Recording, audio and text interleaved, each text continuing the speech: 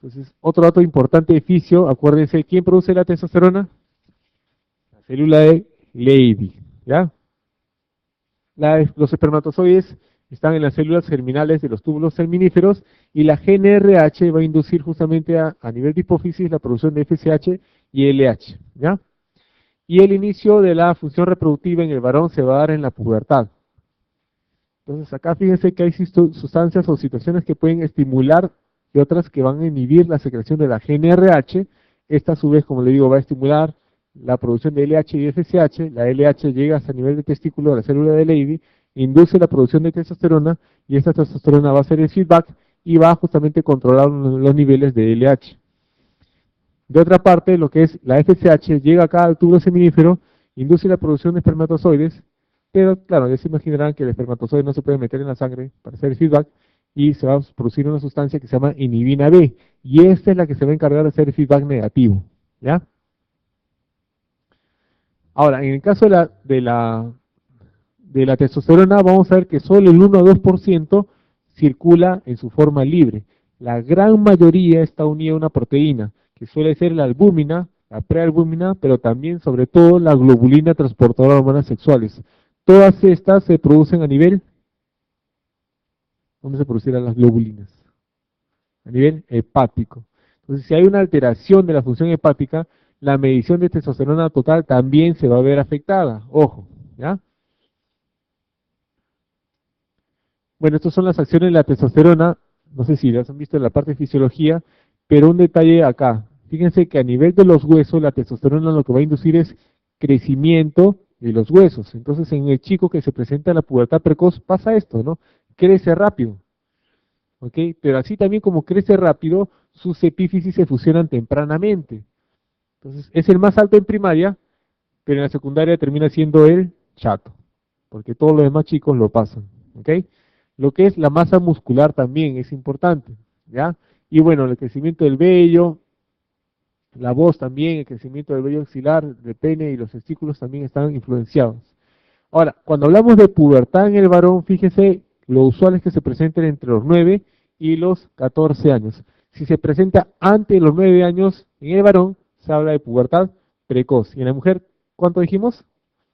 8 años, ¿ya? Ahora, eso también está cambiando, hay algunos que plantean que debería cambiarse ese punto de corte para hablar de pubertad precoz, y es más, difiere a veces en cuanto a las razas, pero lo clásico, si les preguntan por ahí, tendría que ser estos puntos de corte, 8 en la mujer, 9 en el varón, ¿ya? Y acá los cambios del volumen testicular es lo que nos van a informar o van a definir en qué estadio del desarrollo sexual se encuentra. La mayor velocidad de crecimiento se va a dar en el estadio 4, y el cambio de voz y el crecimiento del vello axilar se da en el periodo de G3 a G4.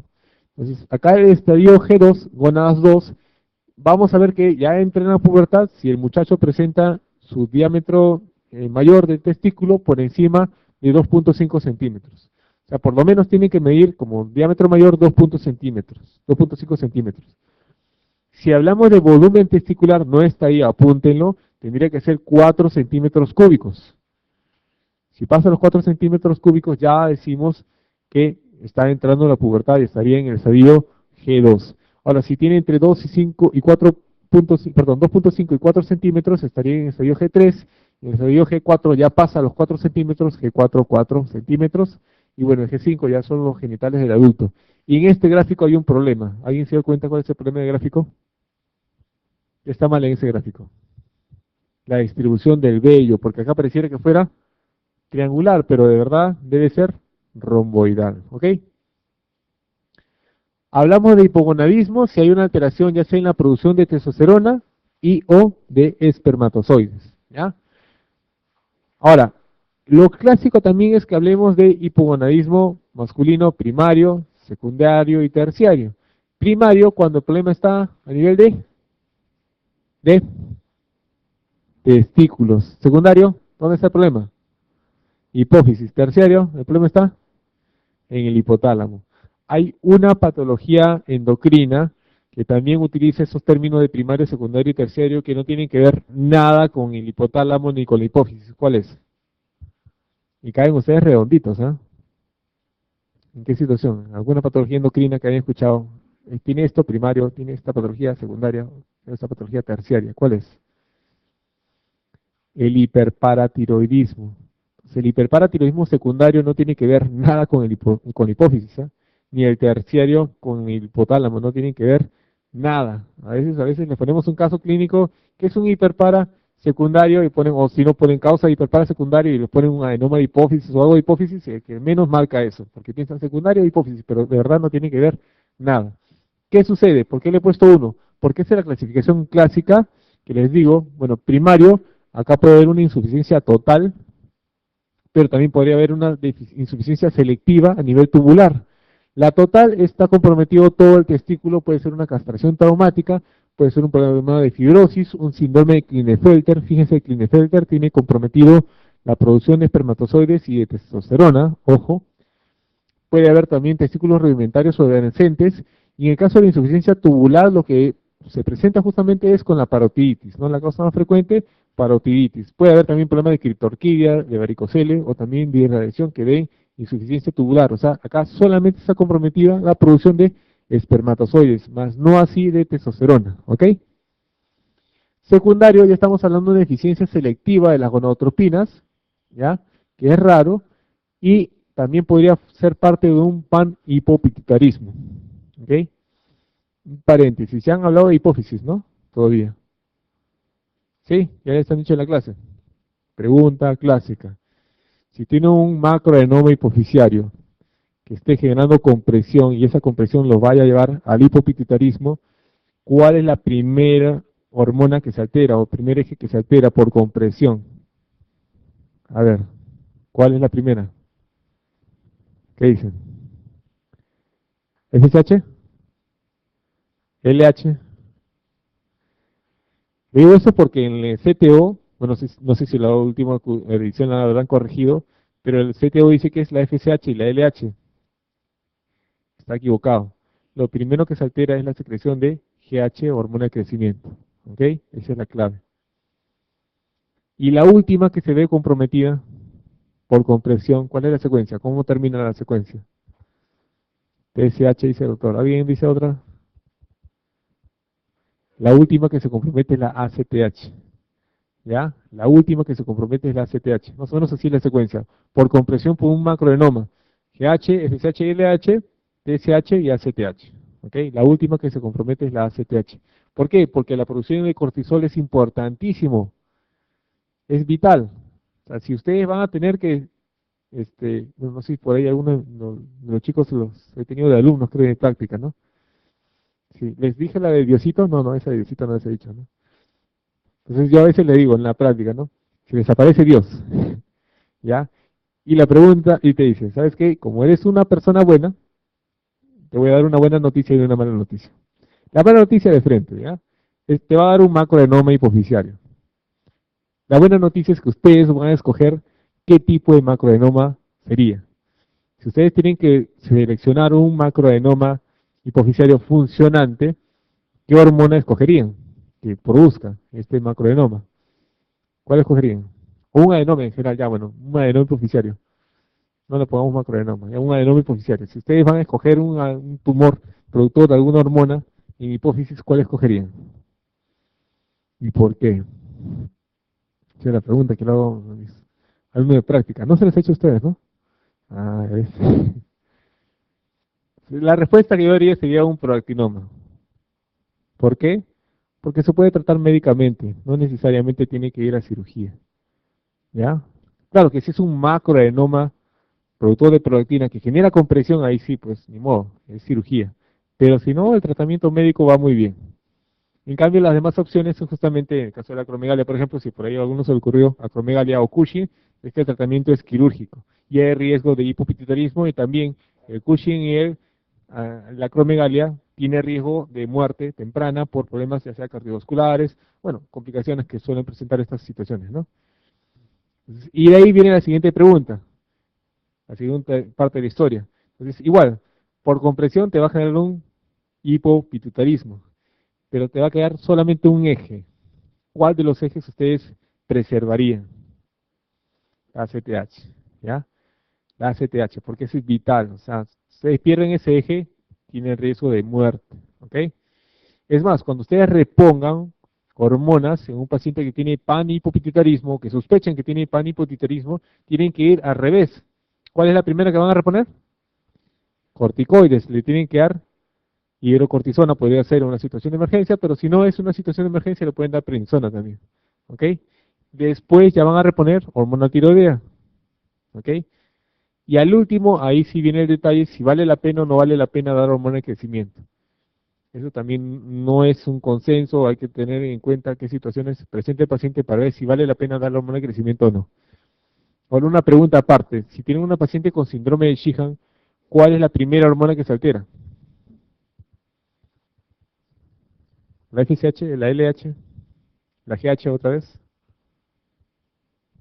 La prolactina, esa es la clave. La primera que se va a alterar sería en un paciente con Sheehan, la prolactina. ¿Ok? Estoy dando las fijas, ¿ah? Bueno, regresando al problema acá de hipogonadismo masculino. Si es un problema terciario, podría tratarse de una deficiencia selectiva de las gonadotropinas. Con anosmia, que es el síndrome de Kalman, no creo que les planteen por ahí un síndrome de Froelich, ¿ya? Que son pacientes pequeños, con obesidad, con hipogonadismo, y por eso se le menciona como una distrofia adiposo genital, o también situaciones de pubertad tardía, que tampoco no es frecuente. ¿Ya? Ahora, ¿qué sucede? En estas guías últimas justamente utilizan otra clasificación. Básicamente, en función a cómo se comporta a veces los exámenes de laboratorio, porque van a tener a veces situaciones donde no saben si encasillarlo en uno o en otro, ¿ya? Entonces, ahí hablan de insuficiencia testicular primaria, el problema es a nivel de testículo, insuficiencia testicular secundaria, y acá juntan el hipotálamo con la hipófisis, y hablan de cuadros mixtos o una combinación primaria-secundaria cuando, como les digo, hay situaciones que a veces, en cuanto a resultados de laboratorio, es un poco complicado encasillarlo en uno u en otro, ¿ya? Entonces, el hipogonadismo primario, de nuevo, la anorquia congénita, la criptorquía, la orquitis por parotiditis, el Klinefelter, avanzamos. El secundario, un Kalman, un Prader-Willi también, tumores, hiperproteinemia, un TEC, radioterapia. Y el mixto, fíjense acá, ya se consideran situaciones como el alcoholismo, el mismo proceso de envejecimiento, infecciones por VIH, o tratamiento con corticoides o enfermedades sistémicas también podrían dar una situación, entre comillas, mixta, ¿ya? No creo que les pregunte esto, la mayoría de veces no se suele preguntar, pero falta por ahí que sea un colega que quiera complicarles un poco la vida y les va a plantear esto, ¿ya? Bueno, el cuadro clínico va a depender en qué momento se presenta el problema. Si la alteración ocurre en el feto durante el primer trimestre, lo que va a generarse es una virilización incompleta de los genitales externos. Si en cambio se presenta en el tercer trimestre, lo que se puede encontrar básicamente sería un micropene o una criptorquidia. Ahora, si el problema se presenta ante la pubertad, esto quiere decir que el muchacho no va a entrar a la pubertad, no va a desarrollarse normalmente su pubertad y va a tener testículos y pene pequeño, no va a tener vello púbico o axilar, los brazos y las piernas, perdón, están desproporcionadamente largos, ¿ya? No ha habido, como les mencioné, justamente el efecto de la testosterona sobre las epífisis, no se han cerrado en el momento que deberían, la musculatura es reducida, el timbre de voz es agudo y a veces también presentan ginecomastia. Si se presenta un paciente que ya presentó la pubertad antes. Entonces, acá el problema es que los cambios somáticos no son muy claros. O sea, a veces pasa incluso un poco desapercibido, ¿ya? Es difícil de apreciar. Una cosa, por ejemplo, es lo que es el crecimiento de vello corporal. Y en la historia clínica a veces pasa, ¿no? El paciente te dice, doctor, yo me tenía que afeitar todos los días, pero de un tiempo acá ya, con que me afeito una vez a la semana, estaba bien. No me crece muy rápido el vello. O sea, me ha ido cayendo el vello en el pecho, en las axilas, o en el pubis, ¿ok? Es más raro que se afecte lo que es el tamaño del pene, por ejemplo, y lo que es el crecimiento de la próstata también. La próstata se suele disminuir de tamaño cuando hay problemas de hipogonadismo postpuberal, ¿ya? Lo que es la pérdida de cabello también no ocurre, o si estuvo ocurriendo, de pronto se frena espontáneamente. Hay disminución de la masa muscular también, hay pérdida de libido, hay impotencia, hay oligospermia, suspermia, y cuando hay una situación muy aguda, muy brusca, el paciente hasta puede referir bochornos. No es frecuente, pero se podría dar, ¿ya? Pobre dificultad hay dificultad, perdón, para concentrarse, y esto hay que tenerlo en cuenta. Hay riesgo de osteoporosis, ¿ya? Bueno, acá síntomas y signos un poco más específicos, esto es sacado de la guía que les menciono. Los testículos pequeños se consideran que son así si tienen menos de 5 milímetros, ¿ya? Disminución de las erecciones espontáneas en la mañana, ¿ok? Y en el examen físico el volumen testicular también ayuda bastante. Normalmente el adulto tiene entre 20 y 30 mililitros, y en cuanto a las medidas, están acá. En inicio prepuber se puede justamente encontrar proporciones eunucoides, y si hacemos la división de la medición vértex pubis entre pubis suelo, y nos sale menos 0,92, ya nos habla que hay una desproporción de miembros inferiores, y la abrazada también se puede encontrar que es mayor de 3 centímetros que la talla. ¿Cómo diagnosticamos? Tenemos que pedir primero una testosterona, ¿no? Y también tenemos que ver cómo está el espermatograma, porque como les decía, puede ser que esté comprometido solamente la producción de espermatozoides y no necesariamente la producción de testosterona.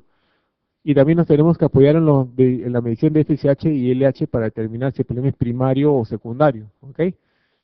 Entonces, en insuficiencia gonadal primaria total, tanto la FSH como la LH van a estar elevadas. Cuando solamente está comprometidos los túbulos, lo único que se eleva es la FSH, la LH y la testosterona va a estar normal. En el hipogonadismo secundario y terciario pueden estar ambas FSH y LH disminuidas o normales. ¿Ya? Cuando tenemos hipogonadismo con deficiencia de célula de Leydig, la testosterona siempre va a estar disminuida. El líquido seminal también es de utilidad y a veces es necesario ya pedir incluso hasta un cardiotipo o la ósea. Y este es el esquema que les plantean en la guía que les mencioné hace un momento. ¿Ya? Primero, una medición de testosterona. Si se encuentra una testosterona baja, tenemos que excluir justamente enfermedades reversibles o fármacos o una deficiencia nutricional que pueda estar generando esta disminución de la testosterona. Podemos repetir la testosterona. Y además, tenemos que ver si se puede pedir la testosterona libre incluso. En algunos pacientes en particular, la FSH y la LH también tenemos que solicitarla, y si se confirma que está baja la testosterona, ya sea la total o la forma libre, podemos ver que hay cuadros que vienen con testosterona baja, LH y FSH normal o baja también, y esto sería un hipogonadismo secundario. Ya, acá están las causas, y tenemos testosterona baja con FSH y LH elevada, ya que el problema es primario, y acá hay que también sospechar en un paciente con Klinefelter. El Klinefelter, vamos a encontrar que la cromatina sexual va a estar positiva, el cariotipo es 47 XXI, se presenta más o menos frecuente, fíjense que es 1 en 400, ¿ya? Va a haber daño del tubo seminífero y de la célula de Leydig, o sea, están comprometidas las dos, eso no se olvide, ¿ya? Hay poco desarrollo de los caracteres sexuales secundarios, los testículos son pequeños y firmes, miden menos 2,5 centímetros, hay ginecomastia, tienen hábito eunucoide por feedback, las gonotropinas van a estar elevadas. En los exámenes vamos a encontrar que hay azoospermia, pero por ahí también hay pacientes mosaico, ¿ya? Que puede presentar oligospermia, ¿ya? Los niveles altos de LH y FSH van a estimular justamente también la aromatasa testicular, y esto va a hacer que se incrementen los niveles de estradiol, y ese estradiol incrementado va a inducir la presencia de ginecomastia, ¿ya? Ahora, mucho cuidado con esa ginecomastia porque también aumentaría el riesgo de cáncer de mama, y la densidad mineral ósea también se encuentra menor comparado con varones de la misma edad. Entonces, clínicamente, de nuevo, tenemos un paciente con Klinefelter, con hombros angostos, no tiene entradas, no tiene pérdida de cabello, ¿ya? No tiene crecimiento de barba, no tiene crecimiento de vellos en el pecho, solo tiene ginecomastia, las caderas justamente anchas, una distribución ginecoide también de la grasa, volumen testicular pequeño y brazos y piernas largas. Y también en cuanto a la distribución del vello púbico, es en triángulo más que en rombo, ¿ya? Ahora, si tenemos una insuficiencia tubular, acá la testosterona y la LH va a estar normal. La que va a estar comprometida justamente es la reproducción con el espermatograma presentando oligo o azoospermia. Si hacemos una biopsia testicular, vamos a encontrar que hay engrosamiento y fibrosis de la pared. Son pacientes infértiles que tienen menos volumen testicular. Le digo, la FSH está elevada, pero la LH y la testosterona va a estar normal, y esto se puede presentar en los pacientes que tienen parotiditis. Mucho cuidado con la parotiditis, porque más o menos el 25% de los pacientes que presentan las parotiditis postfuberales pueden tener esos cuadros de orquitis con insuficiencia tubular, y más del 50% de estos van a terminar siendo infértiles, ¿ya? Otra situación es el síndrome de Kallmann. Acuérdense que el Kallmann va con anosmia y se puede presentar en varones y en mujeres. Ojo con ese detalle también. Claro que es más frecuente en los varones, más o menos 4 a 5 veces en relación a la mujer. Es más raro, se da 1 en 10.000 recién nacidos varones, ¿ya? es un hipogonadismo hipogonadotrópico. Acá puede ser autosómica dominante o autosómica recesiva, pero sobre todo ligada al cromosoma X, porque es en este cromosoma que se encuentra el gen CAL, y puede haber una delección de este gen que sintetiza una proteína que se llama la anosmina, ¿ya? Entonces, la mayor parte va a identificarse porque no inician la pubertad. Son chicos que ya llegan a los 14, 15, 16 años y no inician la pubertad. El hábito es eunucoide, hay deficiente desarrollo sexual y suele ir con anosmia, ¿ya? Otra cosa más que podemos encontrar es paladar hendido, sorderas, cuarto metacarpiano corto, antecedente de convulsiones, anomalías cardíacas y también la ginecomastia. Acá lo que vamos a ver es que las concentraciones justamente de la testosterona sérica, así como de la FSH y la LH están disminuidas. Pero, como le digo, acá el problema es en sí la producción de la GNRH. Entonces, si tenemos este paciente con Kallmann, le podemos colocar de pronto GNRH. Su problema no está en la hipófisis. Si ustedes le dan GNRH, ¿qué va a pasar con la FSH, con la LH? Se incrementa. Si ustedes le ponen GNRH al paciente, como su hipófisis anda bien, va a estimular la producción de FSH y de LH. Entonces ya te confirma justamente que acá es la eficiencia de la GNRH y apoya el diagnóstico de Kallmann. A veces no podemos hacer estudio genético, que sería lo ideal. Entonces ese tipo de exámenes más o menos nos apoyan cuál sería el diagnóstico. Hay otra situación donde hay una alteración en los receptores, ya ni siquiera es en cuanto a la producción de hormonas, se produce la testosterona, pero no hay un buen receptor. Entonces es como si no se produjera la testosterona. Si tienes una alteración del receptor, es como si no tuvieras niveles adecuados de testosterona. ¿Ok? Son pacientes que tienen justamente 46XY, los testículos están de manera bilateral, ¿ya? Forman normalmente testosterona, pero ¿qué pasa? Se genera como un círculo vicioso. Si ustedes tienen justamente alteración en cuanto a los receptores, hay que ver qué tan marcado es esta alteración. La insensibilidad completa también se denomina pseudohermafroditismo masculino y se encuentra también con el nombre de síndrome de Morris, ¿ya? Entonces acá hay una insensibilidad completa. ¿Qué pasa? Entra la pubertad, comienza a producir FSH, LH, la LH justamente induce que se forme a nivel de la célula de Leydig la testosterona, ¿ok?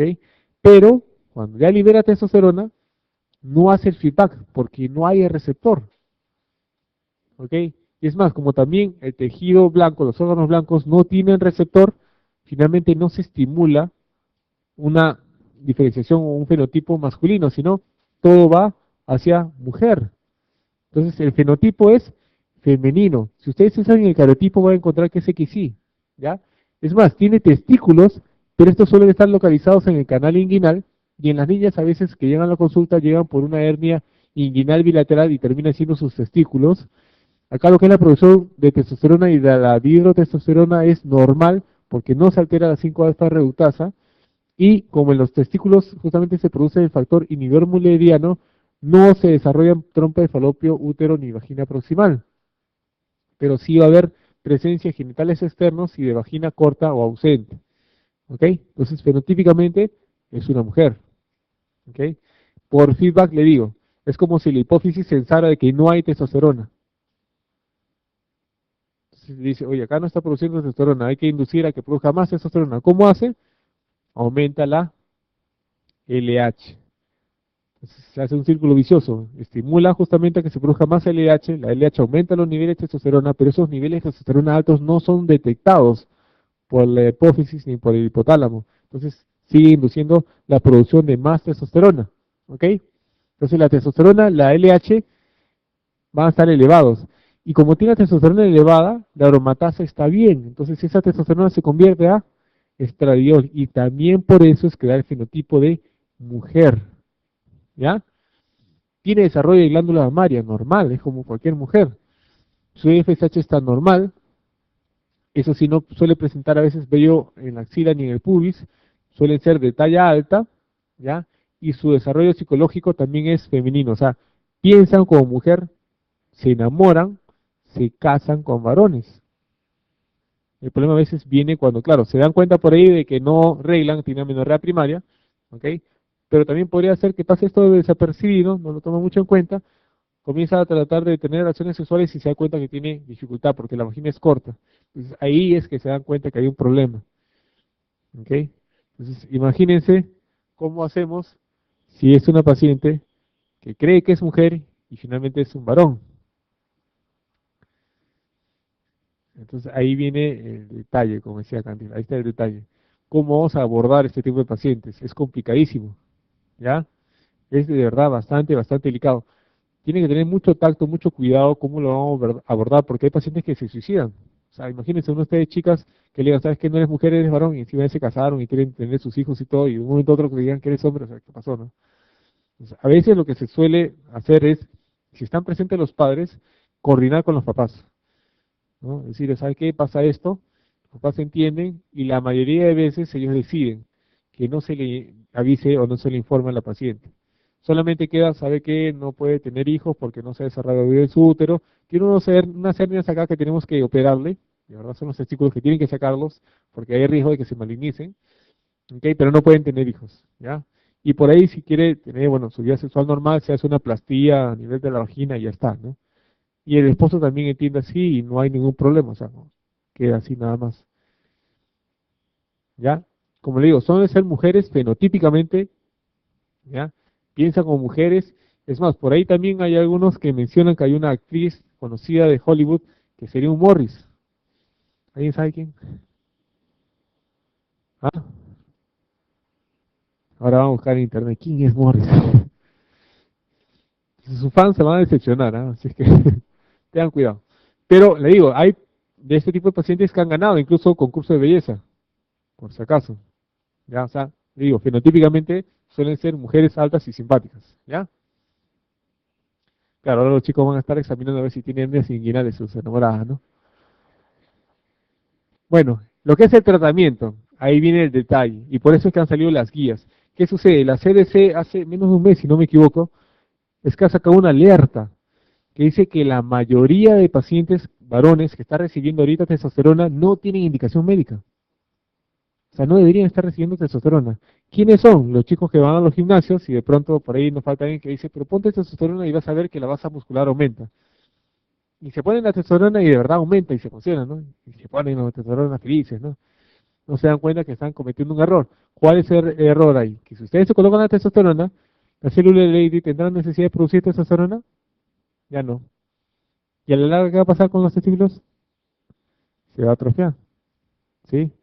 ¿Podría comprometerse la fertilidad? También se podría comprometer, ¿ok? Y estos pacientes son los típicos que dicen, doctor, yo me tengo que poner esta ampolla porque si no me la pongo tengo mi bajón. O sea, ¿qué pasa? La masa muscular de un momento a otro cae, no sienten fuerza, sienten decaídos y dicen, no, pues para no sentirme mal, de nuevo tengo que ponerme mi testosterona y se quedan así. ¿Ok? ¿Cuál es el riesgo a la larga? Que puedan formar justamente cáncer de próstata o por ahí también cáncer de mama. Y ha habido pacientes, ha habido incluso colegas médicos que claro, están ahí ya a los 40, 45 años y se te da, ¿no? Y ahora sí voy al gimnasio, dicen, ¿no? Y haces ejercicio y le sudas la gota gorda y no pasa nada. Y por ahí dice, pero me acuerdo mi testosterona, por ahí que está un poco baja, y se la miden, y sale normal baja, ya ves, por eso es que no aumentaba la masa muscular. Pero como también se acuerdan de este riesgo de cáncer de próstata, se mide la PSA. PSA normal, bueno, no pasa nada, me pongo mi testosterona, y se comienza a colocar testosterona. Y por ahí algún colega, para mala suerte, había hecho esto, se comenzó a colocar testosterona y me dijo, ¿no? ¿Sabes qué? Mi primera PSA estaba en más o menos su 1, 2, una cosa así, ¿no? Uno, cerca de 1 menos. Y a los 2 meses se hace un control y le había subido a 8. Entonces dijo, uy, aguanta, acá no hay algo que está bien. Va a controlarse con el urólogo, dijeron de repente es una prostatitis. Bueno, se calmó, la ecografía le parecía con prostatitis, dijo, de repente es eso. Siguió, hasta que ya pasó los 10, pues ahí sí ya se asustó, se hizo la biopsia y había salido un cáncer de próstata. Joven, ¿ah? Entonces la pregunta es, ¿le hubiera dado el cáncer más adelante? Seguramente que sí. Lo que hemos hecho quizás es precipitar un poco la aparición de este cáncer. ¿Ok? Entonces siempre tenemos que tener cuidado y no se deja alegremente testosterona a todo el mundo. Las guías te dicen, si es un paciente que de pronto no encuentras otra explicación para que el paciente se sienta mal, porque a veces por el hipogonadismo también se puede presentar esta situación, puedes dar justamente los andrógenos para mantener su función sexual, darle sensación de bienestar y mejorar también lo que es la densidad mineral ósea. Solamente en esos casos. Si no, mejor no dar. ¿Ok? Entonces siempre tiene que sopesar riesgo-beneficio. Finalmente, lo que son trastornos de diferenciación sexual, de verdad no creo que les pregunten esto en el examen, pero vamos a desarrollarlo. Entonces, cuando hablamos de diferenciación sexual normal, tenemos tres componentes. Primero el cromosómico, segundo el gonadal y finalmente el fenotípico. ¿Ya? Cuando se altera cualquiera de estos de acá, obviamente se va a alterar el desarrollo normal. ¿Ok? Entonces, en el cromosómico, por ejemplo, de carotipo normal, acuérdense, son 46 cromosomas, 22 pares son cromosomas autosómicos y un par de cromosomas autosomales, perdón, y un par de cromosomas sexuales XX o XY. Entonces, si hay alguna alteración en estos de acá, vamos a tener justamente algunos fenotipos y algunos síndromes que ya hemos mencionado, no vale la pena repetirlo de nuevo, ¿ya? Y, ojo, dos cromosomas X intactos, funcionando normalmente en ausencia de un cromosoma Y o de su región, o de su gen, perdón, denominado región determinante del sexo, va a llevar a la formación de un ovario. Normalmente se va a desarrollar un ovario, ¿ok? Ahora, si tenemos un cromosoma Y, o la translocación del gen SRI a un cromosoma X o de pronto a un autosoma, va a generar justamente una alteración en cuanto a la organogénesis y va a generar que vaya a testículo. Entonces, gonadalmente también, vamos a ver que la gónada en el embrión es bipotencial, acuérdense esto, puede formarse tanto ovario como testículos dependiendo de qué genes van a ser expresados. El desarrollo de los testículos va a ser iniciado justamente por la activación de este gen SRI, ubicado en el cromosoma Y, y este dato también es importante. Los testículos, fíjense, pregunta de semiología, si le van a preguntar, perdón, de embriología, les tendría que preguntar esto. ¿En qué momento se desarrollan los testículos? A partir de las 7 semanas. Y los ovarios en la semana 13 a 16. Entonces siempre se formaban primero los testículos y después los ovarios. ¿Ya? ¿Qué sucede? Que no solamente es necesario el gen SRI, también hay otros genes que están implicados. Fíjense que para lo que es la cresta germinal, para que pueda dar lugar a la gónada primitiva, se requiere la presencia de este gen WT1 y el SF1. ¿Ya? Cuando hay presencia de este cromosoma ahí, que ya tiene el gen SRI, que lo hemos mencionado hace un momento, también necesita otro gen que se llama el SOX9, para que dé lugar a testículos, ¿ok? Y se ayuda también con este otro gen que se llama el DAX1. Y bueno, este testículo de nuevo, para que forme célula de Levy y estas produzcan testosterona, necesitan del SF1, y en el caso de la célula de Sertoli, para inducir la regresión de los conductos mullerianos también necesita otros genes. ¿Qué sucede? No está muy claro esto de acá todavía. Son algunos genes que se han planteado, y es más, esto está obtenido básicamente de estudios en animales. Entonces, cuando uno utiliza modelos animales y los trata de llevar a la práctica en modelos humanos, no siempre se encuentra que estos genes están alterados. ¿Ok? Entonces, hay dudas todavía y es probable que con el tiempo se vayan encontrando más genes que estén relacionados a esto de acá. ¿Ok? Entonces, no creo que tampoco les pregunten esto de los genes. Y esto para que se den cuenta cómo más o menos en el tiempo se puede alterar justamente el desarrollo de los genitales internos y externos, ¿no? El fenotipo, vamos a referirnos justamente a los genitales externos y externos y a las características secundarias. El fenotipo masculino va a depender justamente de la secreción de la hormona antimulleriana por la célula de Sertoli o la sustancia inhibidora de mulleriana, perdón, y también de la producción de testosterona a nivel de la célula de Levy, ¿no? La diferenciación de los genitales internos y externos se va a iniciar en la semana 8. Y lo que hace el fenotipo es que más adelante la célula de Levy va a producir la testosterona. En condiciones normales, la única fuente de testosterona en el varón con XY va a ser justamente el testículo, ¿ya? Pero por ejemplo, un paciente que tiene la hiperplasia suprarrenal congénita, ya no solamente el origen es testicular, sino también justamente las adrenales comienzan a producir andrógenos y puede virilizar justamente el desarrollo normal, ¿ok? Vamos a ver más adelante, bueno, esto es lo que es lo normal. En el caso del fenotipo, un embrión XY hacia el día 60 de gestación va a tener ovarios en formación y en la ausencia de célula de Sertoli no va a haber hormona antimulleriana y los derivados justamente del conducto de Müller van a dar lugar al útero, las trompas y el tercio superior de la vagina. Igualmente no va a haber testosterona ni dihidrotestosterona, por lo que los genitales externos no se van a virilizar, ¿ya? Entonces, el problema son los genitales ambiguos. Algunos han tenido oportunidad de tener pacientes con genitales ambiguos, sobre todo en neonato, o por ahí cuando han roto en ginecología, ¿han visto? O en su serum, pacientes con genitales ambiguos. A veces nos toca, ¿no? Y para mala suerte, si estás en tu serum es un problema. ¿Por qué? Porque ya de por sí acá en Lima, cuando tenemos todos casi los equipos y para hacer el diagnóstico, resulta siendo justamente un reto hacer el diagnóstico correcto y también iniciar la terapia adecuada. Porque si ustedes hacen el diagnóstico de tratamiento incorrecto, van a tener complicaciones médicas, psicológicas y sociales. O sea, por ahí también no falta que hayan escuchado la historia de esta chiquita que era mujercita y que dijeron que era varón y al final lo criaron como varón y después, cuando entró a la pubertad, tiene problemas, ¿sí? Entonces, eso tenemos que evitarlo. Ya en la actualidad no debería de pasar.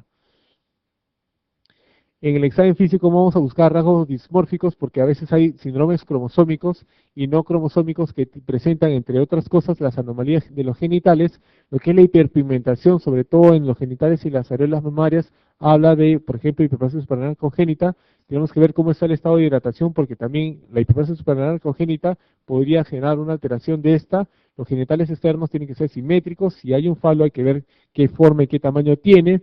Si hay meato uterino hay que ver dónde está localizado, si hay justamente gónadas tenemos que ver dónde están localizadas también, y si hay pliegues o rugosidades en los labios, en los pliegues labios escrotales, ¿ya? Entonces, eso también es un dato importante. En un varón recién nacido, ¿ya? Promedio del pene es de 4 centímetros y como mínimo debe medir 2,5 centímetros. En el caso del clítoris no debe superar 1 centímetro, ¿ya? Ese dato sí por ahí sí valdría la pena que se recuerden. Y dependiendo de los grados de virilización que se pueden encontrar, vamos a ver justamente según Prader que hay grado 1, esto es una hipertrofia simple de clítoris, y el grado 5 básicamente ya nos parece más una uretra peniana masculina. Entonces, si se dan cuenta, grado 1 más parece para mujer y grado 5 más parece hacia varón. Entonces es a veces complicado definir si es varón o mujer si nos toca un Prader en estadio 3, por ejemplo, un Prader 3. Ahora, esto se los he puesto, no creo de verdad que quieran malearse en el examen, pero hay una nueva clasificación, porque a veces era complicado entender a qué se refería uno y a qué se refería otra referencia cuando de verdad estaban hablando de lo mismo. Entonces, para unificar criterios, esta nueva clasificación justamente organiza o clasifica los desórdenes de los trastornos de diferenciación sexual en función si tienen justamente, en función a su número de cromosomas, qué cromosomas sexuales presentan y qué alteraciones adicionales se pueden presentar. Ya, bueno, estas son las causas, le digo, no creo que valga la pena que se las memoricen, ¿ya? Pero si van a preguntarles algo, tendrían que preguntarles esto de acá, que es la hiperplasia suprarrenal congénita, ¿ok? Ahora, en estos casos, lo más frecuente, en el 95% de los casos, es que hay una deficiencia de la 21 hidroxilasa, ¿ok? Fíjense que en un tamizaje a nivel de 13 países se encontró que la incidencia era de 1 en 15.000 recién nacidos vivos y el 67% va a presentar la forma perdedora de sal. ¿Okay? Hay diferentes tipos de presentación, básicamente son tres. La perdedora de sal y luego vienen las no perdedoras de sal, que lo vamos a ver en un momento. Entonces, si se acuerdan cómo era justamente la producción de aldosterona, de cortisol en la glándula suprarrenal, hay enzimas que son muy importantes. Si a usted le falta la 21-hidroxilasa, la pregunta es ¿qué tanto está faltando? Si hay una deficiencia completa, es como si hicieran un stop, pusieran un pare. ¿Ok? Entonces no se va a formar ni aldosterona ni cortisol. Y todo es como si lo desviaran hacia este lado de acá. Entonces se va a aumentar la producción de andrógenos como la androstenediona y como la 17-hidroxiprogesterona. Entonces justamente para ayudarse en cuanto al diagnóstico, en cuanto a hormonas, ustedes podrían pedir un dosaje de 17-hidroxiprogesterona y este va a estar incrementado. ¿Ok? La fisiopatología nos habla de una deficiencia enzimática de diferentes grados. Como les menciono, si hay un defecto en cuanto a la biosíntesis del cortisol, va a incrementarse la producción de ACTH y de ACRH por feedback negativo, Y de la forma que les mencioné, la más frecuente dijimos que era la forma perdedora de sal, pero también una forma virilizante, donde solamente hay virilización, no hay alteración en cuanto a la producción de aldosterona, y las formas no clásicas, donde la actividad enzimática está entre un 2 y 50%, o sea, se produce en cantidades mínimas, no llega a generar una virilización, y es más, esto acá, la forma no clásica, se suele diagnosticar ya en la adolescencia o en la adultez, cuando hacemos un diagnóstico diferencial de síndrome de ovario poliquístico. El cuadro clínico de la forma perdedora de sal, sobre todo para aquellos que quieren hacer pediatría, fíjense que van a encontrar pacientes con hiperpigmentación, con genitales ambiguos, vómitos, hiporexia, pérdida de peso, hipotensión y deshidratación. En el caso del sexo masculino, vamos a encontrar que estos pacientes van a presentar una macrogenitosomía, o sea, aumento del tamaño del pene, pero un tamaño normal de los testículos. En los que son las formas perdedoras de sal, la descompensación usualmente se presenta hasta el día 14, o sea, 2 semanas incluso después de que ha nacido el bebé, ¿ya? Con una pérdida de hidrosalina grave.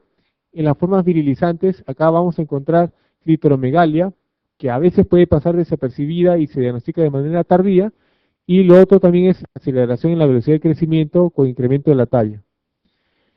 El objetivo de tratar estas formas perdedoras de sal es frenar la producción de los esteroides anormales, corregir el desequilibrio hidroelectrolítico, evitar que se acelere lo que es el crecimiento, evitar también la maduración ósea, y el tratamiento está orientado a una hidratación adecuada, pues cuando tenemos un paciente con una deshidratación severa, reponer sodio, ¿ya? Hidrocortisona también, tratarlo con 100 miligramos por metro cuadrado al día, y finalmente la fluhidrocortisona, que a veces en Perú es complicadísimo conseguir. El tratamiento de mantenimiento con hidrocortisona se puede dar 1/3 en la mañana y 2/3 en la noche, o dividirlo la dosis total en tres dosis iguales, similares. Pero acá un detalle, fíjense que nosotros damos 1/3 en la mañana y 2/3 en la tarde o en la noche. Si ustedes se acuerdan, en pacientes que tienen insuficiencia suprarrenal primaria, ya un Addison, ¿ok?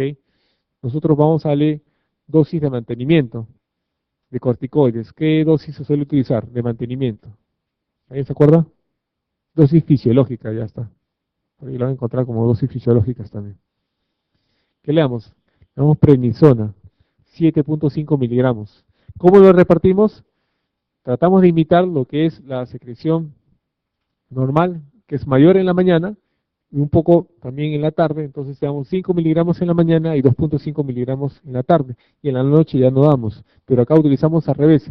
Damos bastante en la noche para justamente evitar de que esa CTH, que normalmente se eleva en la madrugada, no se eleve. Porque si se eleva esa CTH también va a inducir a que se produzca más andrógenos. ¿Ok? Si hay una situación de estrés, tenemos que aumentar, duplicar o triplicar incluso la dosis. Los riesgos es que más adelante presenten problemas de obesidad, alteraciones metabólicas, osteoporosis y también alteraciones de la función gonadal. Algo vamos, el tiempo. Ya, seguimos. Ahora nos toca hablar de hiperturismo. Antes de esto, ¿alguien tiene alguna pregunta? Está hipoglisemia, doctores, ¿qué pasa? Ya, hablemos de hiperturismo como para acelerarnos un poco, ¿ya? Entonces, con respecto a lo que es tiroides, ahí sí vamos a encontrar que se suele hacer pregunta de tiroides, ¿ah? Tanto de hiper como de hipo. Es más, a veces se pregunta un poco más de hipo que de hiper. ¿Ok? Depende si ha salido alguna guía, ¿ya? Porque también ha pasado eso, ¿no?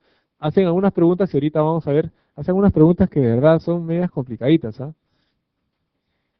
Sugerencia, si tienen tiempo, que creo que todavía tienen tiempo para revisar, revisen las guías que salen, porque a veces las guías, de una guía a otra, hay cambios.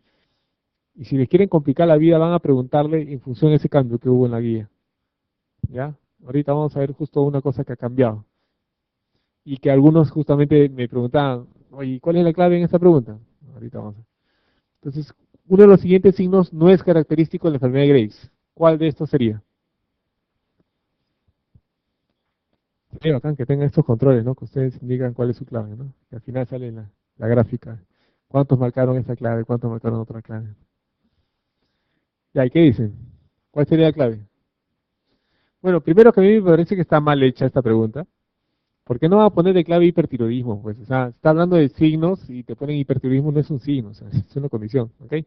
Pero bueno, la macroglosia, el esótanos, el bocio, mixedema. Ahorita vamos a ver. Ahora, otro caso, una mujer de 26 años. Esta pregunta es la que me justamente generó un poco de polémica, ¿ya? Yo digo, depende, es que hay unas cositas que no han aclarado. Por ejemplo, dice una mujer de 26 años con 28 semanas de gestación con diagnóstico de hipertiroidismo por la enfermedad de Graves. La pregunta es, ¿se hizo el diagnóstico en la 28 semana o ya era hipertiroidea antes de salir gestando? Porque dependiendo de eso, también depende la clave, ¿ok? Y también depende de qué referencia utilicen. Le digo, si utilizan la nueva guía van a ver que la clave no es la que usualmente uno piensa. ¿Cuál sería lo que es el tratamiento de elección acá? ¿Qué dicen?